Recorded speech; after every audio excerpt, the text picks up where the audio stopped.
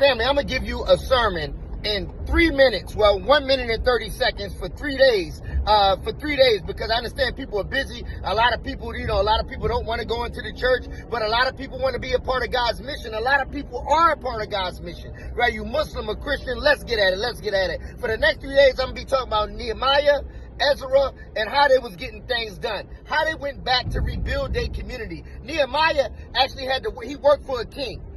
So Nehemiah left the hood to go and work for the king, and the king was a very wealthy king. But the king wasn't a part of Nehemiah's family. He wasn't a part of the hood. And I'm trying to get you to understand the point. Sometimes you got to go to the outside in order to get help on the inside. And what Nehemiah did, he went to this king, the king of Persia, right? He said, listen, I heard that my hood is in ruin. I heard that my community is in ruin. Their walls had fell down. There was no protection in the community anymore. So Nehemiah asked the king, may you help me? And the king said, I give you everything I want. But before even that, the one thing that Nehemiah did, he made sure that he had a conversation with God. God put this thing on his heart. And the point that I'm getting at today is that sometimes you got to go, number one, on the outside in order to help the inside, because the inside sometimes where you get the most hate from, and they will actually kill your dream and actually become dream stealers. Point number two, make sure you check in with a higher power before you check in with man to do the things that you're trying to do.